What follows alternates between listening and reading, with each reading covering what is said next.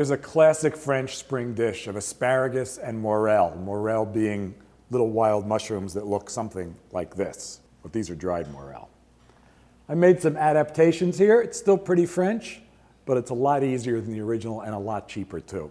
Being a French dish, we're going to start with a large lump of butter. Fresh morels are hard to find and they're really expensive. Dried morels are also expensive, but easy to find and keep forever. So you can buy a quarter pound or a half pound or even a pound, and it'll last you a long time. There's a lovely trick you can do combining fresh and dried mushrooms, which I've done a lot with porcini.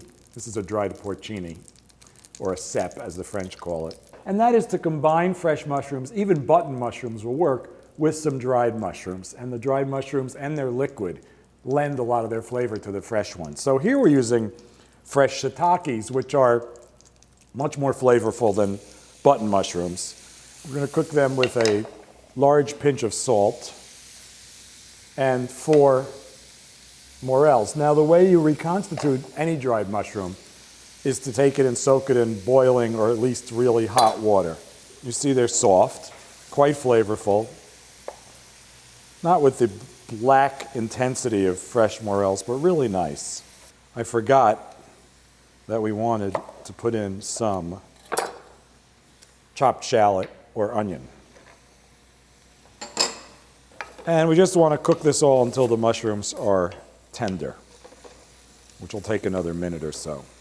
So the idea really is that any fresh mushroom, which are cheap, they can be as cheap as $2 or $3 a pound, and any dried mushroom, which are expensive, they can be as much as $150 a pound, combined will give you some of the flavor of the dried mushroom in the cheap fresh mushroom. And if you start with a decent fresh mushroom like shiitakes, so much the better. But as I said, this will be fine with button mushrooms too. So what's going to happen is the mushrooms are going to give up their liquid and the mixture is going to start to dry out, as is happening now. At that point, I'm going to add the mushroom soaking liquid. So there's a ton of flavor in here. You can think of this as mushroom tea. It's what it is. You don't need all of it. I mean, it depends how much you use to soak the mushrooms. Now we want kind of high heat, a nice lively bubble. We add our asparagus. Thick ones are good here too. Thin ones are very nice.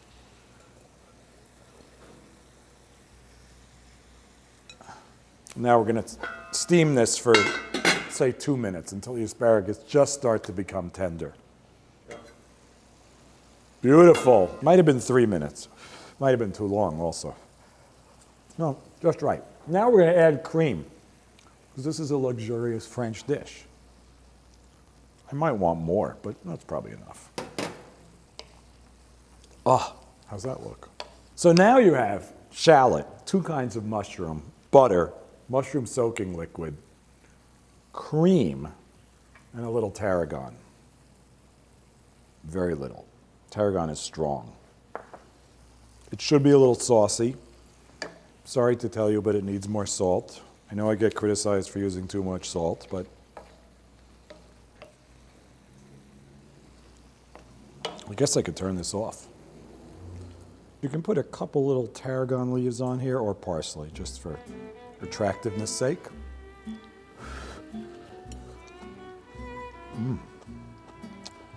The tarragon, the cream, the butter, the shallots, and then this nice combination of the real super earthiness of the dried morels and the fresher chewiness of the shiitakes. Asparagus never had it better.